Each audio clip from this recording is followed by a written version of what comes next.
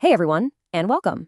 Today, we are jumping into a real scientific mindbender, a mystery that completely flipped our understanding of the universe on its head. It all kicks off with something super simple, light hitting metal. But trust me, it ends with a full-blown revolution in physics. Okay, so let's get right into it. I'm sure you've seen solar panels on a roof, right? They just sit there, soaking up sunlight and powering a house. But have you ever really truly stopped to think about how that works? Like, on a fundamental level. How does a beam of sunlight actually knock something loose to create electricity? That very question is where our story begins. All right, so let's rewind the clock. Back in the late 1800s, physicists were seriously scratching their heads. They kept noticing this really bizarre thing happening whenever they shone ultraviolet light onto a metal plate. And what they saw, well, it just didn't make any sense. It seemed to break all the rules they thought they knew about light. Now, I want you to put on your classical physics hat for a second. Back then, everyone agreed that light was a wave, kind of like a wave in the ocean. So it stands to reason that a bigger, brighter, more intense wave should carry more energy, right? So shouldn't a super, super bright red light have more than enough oomph to knock a tiny little electron loose? That was the logical guess. But here's the kicker. That's not what happened. At all. Scientists saw that even a really dim UV light could zap electrons out of the metal instantly. But when they cranked up a super intense, blindingly bright, visible light and aimed it at the same metal, absolutely nothing. Not a single electron even budged. How is that possible? It's just bizarre. Okay, so faced with this total puzzle, scientists knew they had to get organized.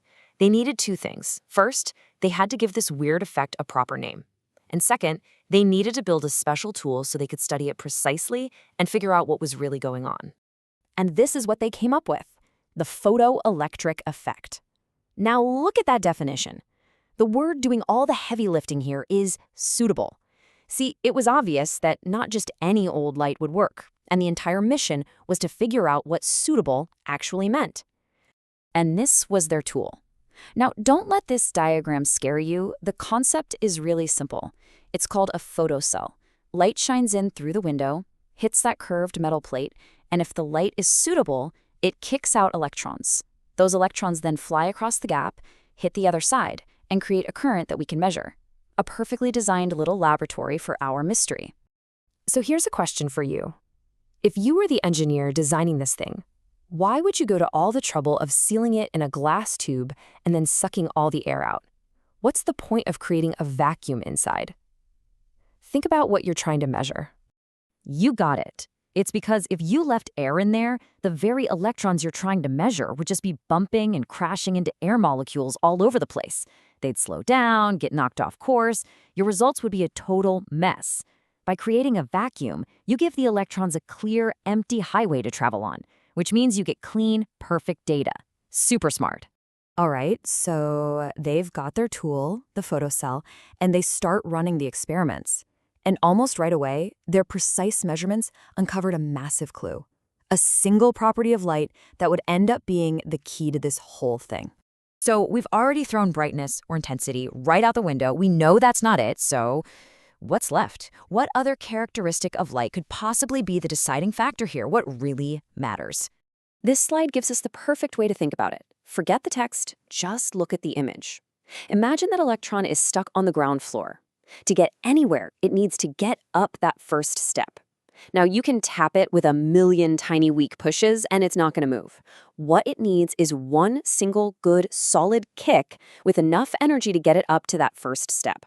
And that one good kick from our staircase analogy? Well, in physics, that has a name, the threshold frequency. It is the absolute minimum frequency the light needs to have to cause any emission at all. If the light's frequency is below that threshold, it doesn't matter how bright it is, nothing happens. But if it's at or above that frequency, even a whisper of that light will work. And what's really cool is that every metal has a different first step. For something like cesium, that step is super low. Most visible light gives a strong enough kick to free an electron. But then you look at zinc, and whoa, that step is way higher. Visible light is just too weak of a kick. You need the much more energetic kick of higher frequency ultraviolet light to get the job done. So the evidence was crystal clear. It was all about frequency, not brightness. But nobody had a clue why. The old wave theory of light was officially dead in the water. The stage was set for a hero, a new detective to walk in with a totally radical idea. And his name was Albert Einstein. So, in 1905, Einstein takes a look at all this weird evidence and basically says, you know what? What if we've been thinking about light all wrong? What if it's not a continuous wave at all? He suggested we should think of light not as a wave, but more like a stream of tiny little bullets. He called them discrete energy packets. So an electron on the metal isn't being gently warmed up by a wave, it's getting hit hard by a single tiny particle of light. He named these energy packets photons. And this right here is the absolute knockout punch. The energy of a single photon has nothing to do with how bright the light is. Brightness just means there are more photons being fired. No, the energy, the power of each individual photon is tied only to its frequency. A high-frequency UV photon is like a high-powered bullet. A low-frequency red light photon is a low-powered one. And just like that, with this one brilliant, radical idea of the photon, the whole mystery just dissolves.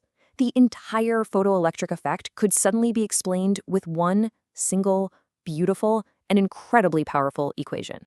And there it is. I know, it looks so simple, but this little equation won a Nobel Prize because it solved everything. So let's unpack what this beautiful thing actually means. Okay, let's break this down. HF is the energy of the photon that hits the metal. Its power is based on its frequency. Then you have HFO, which is called the work function. Just think of that as the price of admission, the energy needed to climb that first step on the staircase and escape the metal. So the equation just says the electron's final speed, its kinetic energy, is simply the photon's energy minus the price it paid to escape. Whatever energy is left over becomes speed. It's that simple. And suddenly, it all clicks into place. Of course, there's a threshold frequency. If a single photon's energy, HF, isn't high enough to pay the escape price, HFO, the electron goes nowhere. And the whole brightness thing? Solved. Brighter light just means more photons are hitting the metal, so more electrons get knocked out. But since each photon has the same energy, none of the escaping electrons go any faster. It was a perfect, elegant solution. You know, what Einstein did here wasn't just solving a puzzle. It was like he found a secret door to a whole new universe. He proved light has the secret identity. It can be a wave, and it can be a particle. This discovery blew the doors wide open for quantum mechanics, and it's the foundation for everything from solar panels to the camera in your phone. So it really makes you wonder, right? If understanding this one secret about light gave us all of this, what other secrets is it still hiding? And what amazing things will we be able to do once we find them?